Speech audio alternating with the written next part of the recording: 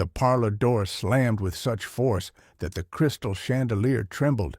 Josephine stood frozen in the hallway, her fingers clutching the worn fabric of her traveling cloak as angry voices erupted from within. "You cannot be serious, Father. Send her instead of me." Her sister Catherine's shrill voice pierced through the mahogany door. "She's plain as day-old bread. No gentleman would—" "Enough!" Their father's voice cracked like a whip. "The arrangement is made. A husband in the Carolina mountains needs a wife, and Josephine will go. You, Catherine, will marry the Charleston banker as planned." Josephine's chest tightened. So this was her fate, shipped off like damaged goods to satisfy a business arrangement. A wealthy mountain timber merchant had requested a bride from the Whitfield family, and they were sending her as if it were all some cruel jest. The door opened suddenly, and her stepmother Constance appeared, lips curved in a smile that never reached her eyes. "Well, don't just stand there looking pathetic. Pack your things.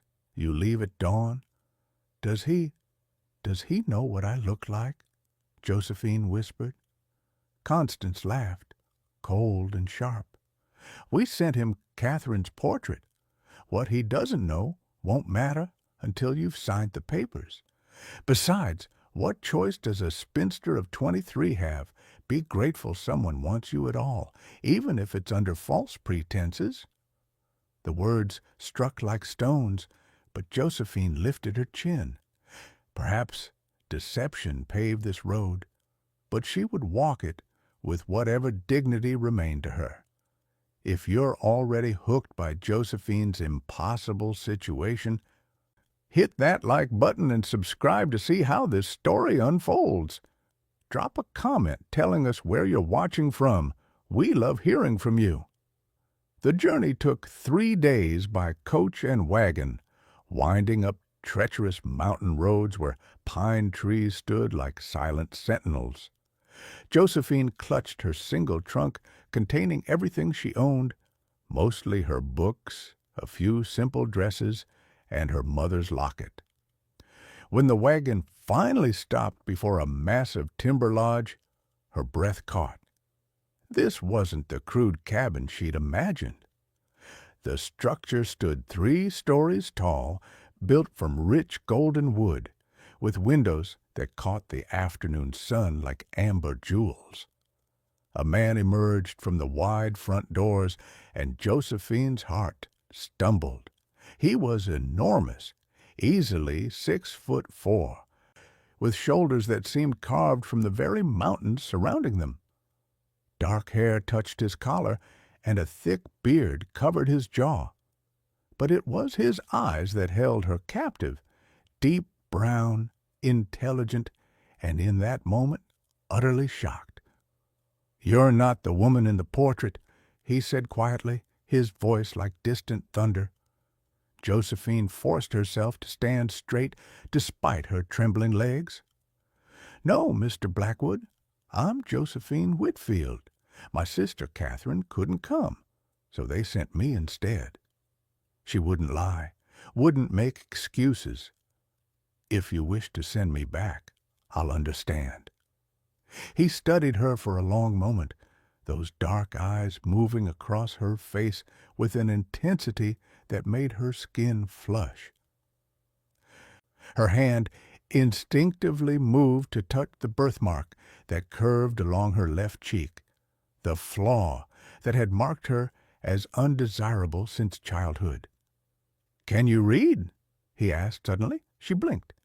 "Yes, I love reading." Something shifted in his expression. "Then welcome home, Miss Whitfield. Let's get you inside." The interior of Blackwood Lodge took Josephine's breath away. Rich carpets covered polished wood floors, and everywhere she looked there were books, shelves upon shelves lining the walls, stacked on tables, marking a home that prized knowledge above mere decoration. "I wasn't expecting—" she trailed off. touching a leather-bound volume of poetry reverently. A savage mountain man to own books? His tone held amusement rather than offense. I spent 5 years at university in Boston before my father died. The timber business brought me home, but I brought my library with me. He led her to a spacious room on the second floor where sunlight streamed through wide windows overlooking the mountain valley. "This is yours. Rest, settle in. Mrs. Chen, my housekeeper, will bring you dinner if you'd prefer to eat alone tonight." "Mr. Blackwood," Josephine called as he turned to leave, "why didn't you send me back? You clearly wanted someone different." He paused in the doorway, his profile strong against the afternoon light. "I wanted a companion who could share my interests, Miss Whitfield. The portrait showed me a beautiful face, nothing more. Your eyes when you looked at my books, that told me everything I needed to know." After he left, Josephine sank onto the bed, something warm and unfamiliar blooming in her chest. Could this strange arrangement actually become something bearable? Perhaps even something more? She moved to the window, watching as Douglas Blackwood crossed the yard below, his powerful frame moving with surprising grace. What kind of man looked past surfaces to find value beneath? Perhaps the kind worth knowing. 3 days passed in careful politeness. They shared meals where conversation flowed easily, discussing literature, philosophy, the changing world after the war. Douglas ran his timber operation with fairness that earned his workers' loyalty, and Josephine began helping with the business correspondence, her neat handwriting and sharp mind proving invaluable. On the 4th evening, as they sat in his study, Douglas finally addressed the unspoken tension between them. "I received a letter today from your father," he said, setting down his whiskey glass. "He apologized for the substitution and offered to send Catherine immediately with a reduced bride price for the inconvenience." Josephine's chest constricted. Of course, this brief respite had been too good to be true. "When do you wish me to leave?" "Leave?" He looked genuinely confused. "Josephine, I wrote back declining his offer. I told him the arrangement stands as it is, if you're willing." She couldn't breathe. "But why? Catherine is beautiful, accomplished, everything a man of your position should want." Douglas rose and moved to stand before her, his size no longer intimidating, but somehow comforting. "Should want?" he repeated softly. "There's that word, should. I spent my entire youth doing what I should, studying what I should, marrying whom my father chose, though she died before we could build a life together. I'm done with should, Josephine." He reached out slowly, giving her time to pull away, and traced the birthmark on her cheek with his thumb. The gentleness of the gesture made her eyes sting with unexpected tears. "You're brilliant, kind, and when you laugh, which you should do more often, the entire room brightens. So yes, you're not the woman I should want by society's shallow standards. You're something far better." "What's that?" she whispered. "The woman I choose." The words hung between them like a promise, fragile and precious. Josephine had built walls around her heart for so long, accepting her family's assessment of her worth, that this gentle siege left her defenseless. "I'm afraid," she admitted, the confession tumbling out before she could stop it. "I've been told my entire life that I'm lucky to be tolerated, that my only value lies in staying quiet and useful. I don't know how to believe I could be chosen." Douglas's jaw tightened with anger. Not at her, she realized, but for her. Your family are fools. Worse, they're cruel fools who couldn't recognize treasure if it was laid before them. He took both her hands in his calloused palms warm against her skin. I won't rush you, Josephine. We can take whatever time you need. But I need you to understand something. He pulled her gently to the window overlooking his mountain domain. I built this empire from nothing after the war devastated the South. I chose every tree harvested, every contract signed, every worker hired. I don't make careless choices, and choosing you? That's the surest decision I've ever made. Josephine turned to face him, studying this extraordinary man who saw worth where others saw only flaws. Then I choose you too, Douglas Blackwood. Not because I should, or because I have no other options, but because you make me believe I might actually deserve to be happy. His smile transformed his rugged face into something breathtaking. You deserve everything, Josephine. Everything. Isn't this the romance we all need? If you're falling for Douglas and Josephine's story, show us some love with a like and subscribe. Comment below where you're watching from. Let's build our community together. Their tentative courtship blossomed over the following weeks. Douglas taught Josephine to ride through the mountain trails, her initial fear giving way to exhilaration as they galloped through forests painted with autumn colors. She introduced him to poets he'd never read, and they spent long evenings by the fire discussing everything and nothing. But happiness, Josephine had learned, always came with a price. The letter arrived on a Tuesday morning, delivered by a private courier. Douglas read it at breakfast, his expression darkening with each line. "What's wrong?" Josephine asked, setting down her teacup. "Your father and Catherine are coming. They'll arrive next week." He looked up, anger smoldering in his eyes. Apparently, Catherine's engagement fell through. The banker discovered some scandal. Now your father insists on correcting the mistake and installing her as my wife instead. Ice flooded Josephine's veins. Can they do that? The arrangement was never legally formalized. We've been courting, nothing more. Douglas crumpled the letter in his fist.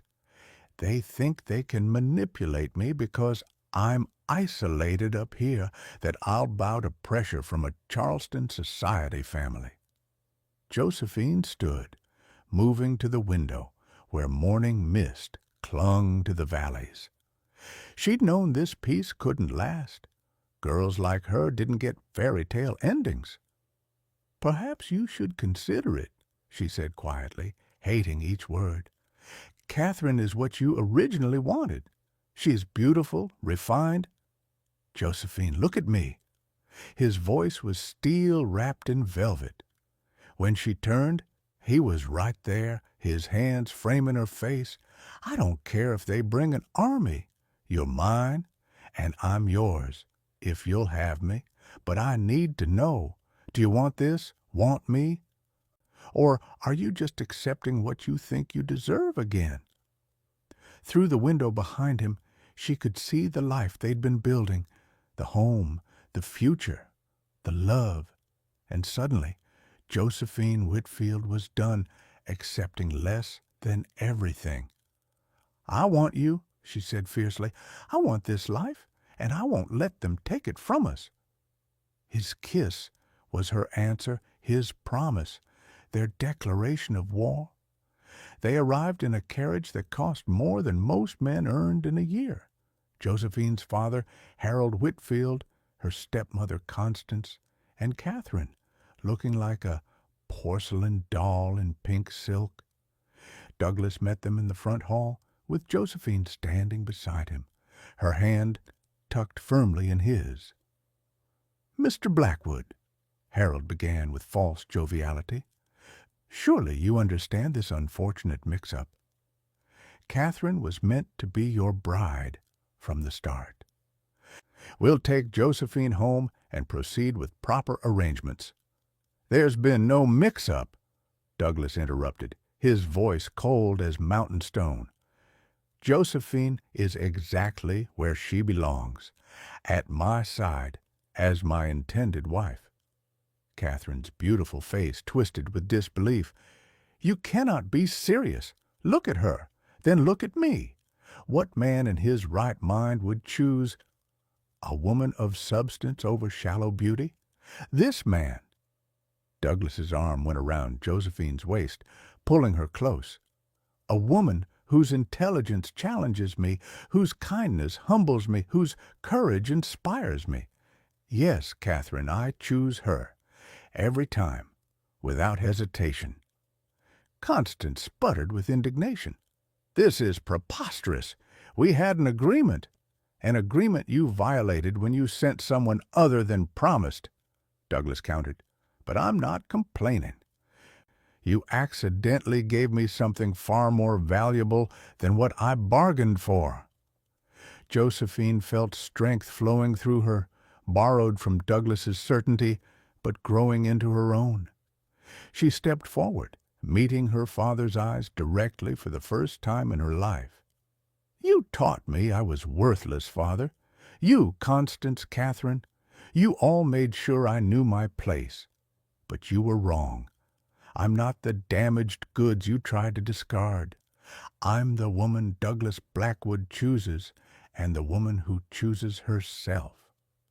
The silence that followed was deafening. Then Harold's face flushed purple. You ungrateful girl, after everything we've done. Done? Josephine's laugh was sharp. You tolerated my existence while reminding me daily what a burden I was. Well, consider that burden lifted. I'm home now. Catherine tried a different tactic that evening, finding Josephine alone in the library. Gone was the sneering superiority, replaced by something that almost resembled vulnerability. He'll tire of you eventually, Catherine said softly, standing by the doorway. Men like him, powerful, wealthy, they might appreciate intelligence for a season, but they always return to wanting beauty on their arm at social functions. Josephine looked up from her book, studying her sister with new eyes. Beneath the perfect exterior, she saw something she'd never noticed before. Fear. You're terrified, Josephine realized aloud. The banker rejected you, and now you have no prospects. Father probably threatened to cut you off if you don't secure this match. Catherine's mask cracked. At least I was raised to secure good matches. You think love will sustain you? You think choosing each other matters? Wake up, Josephine. Marriage is a transaction, and you're trading on borrowed time. Maybe it is a transaction for people like you, Josephine replied, closing her book. But Douglas and I, we're building something different. Partnership, respect. Yes, love. You can't understand it because you've never valued anything you couldn't see in a mirror. Catherine's composure shattered. You think you won something special? You're a fool. He'll see through this novelty, and then you'll be stuck in these mountains with a man who resents. Catherine. Douglas's voice came from the doorway, cold and final. I think it's time for you and your parents to leave. Catherine's face went white. Mr. Blackwood, please, I didn't mean. Tomorrow morning, first light. He moved to stand beside Josephine, his hand finding hers naturally, perfectly. And take this message to Charleston society. Josephine Whitfield is under my protection now. Anyone who speaks ill of her answers to me. After Catherine fled, Josephine sagged against Douglas, suddenly exhausted. Was I too harsh? You were magnificent, he murmured against her hair. You chose yourself, Josephine. That's the bravest thing anyone can do. Dawn painted the mountains in shades of rose and gold as the Whitfield carriage disappeared down the winding road. Josephine watched from the front porch, Douglas's coat draped over her shoulders against the morning chill. "Do you regret it?" he asked quietly. "Burning that bridge?" "No." The answer came easily, truthfully. That bridge was rotted through. I'm glad it finally collapsed. Douglas turned her to face him, his hands gentle on her shoulders. "I need to do something properly. I've been going about this all wrong, courting you while you were already promised to me, building our life without asking the most important question." He dropped to one knee on the wooden porch, pulling a small velvet box from his pocket. Inside lay a ring unlike anything Josephine had ever seen, a deep green emerald surrounded by tiny diamonds set in golden filigree. "This was my mother's," Douglas said, his voice thick with emotion. "She told me to give it to the woman who made me want to be better, stronger, truer. Josephine Whitfield, you're not the woman I should want by any conventional measure. You're stubborn, overly fond of correcting my grammar, and you read so late into the night that you fall asleep with books on your face." She laughed through sudden tears. "But you're also the bravest, kindest, most brilliant person I've ever known. You challenge me, comfort me, inspire me to build a life worth living. So I'm asking, properly this time with no arrangements or obligations, will you marry me? Not because you have to, but because you want to?" Josephine sank down to meet him, kneeling on the porch so they were eye to eye, equal to equal. "Yes, yes, because I want forever with you, because you taught me I'm worth choosing, because when I'm with you, I'm not the unwanted daughter or the plain sister. I'm just Josephine, and that's enough." "It's everything," he whispered, sliding the ring onto her finger. "You're everything." Their kiss tasted like morning coffee and new beginnings, like the death of old lies and the birth of their truth. 6 months later, Josephine stood in the same parlor where this journey began, though everything had changed. She wore a simple ivory dress she'd designed herself, wild flowers from Douglas's mountains woven through her hair. No elaborate Charleston wedding with hundreds of judgmental eyes, just their closest friends, Douglas's workers who'd become family, and Mrs. Chin, who taught Josephine to love the mountains as much as books. The minister asked the traditional question, "Who gives this woman to be married?" Before anyone could answer, Josephine spoke clearly. "I give myself, freely chosen, freely given." Douglas's eyes shone with pride and love as they exchanged vows they'd written together. Promises built on honesty rather than obligation.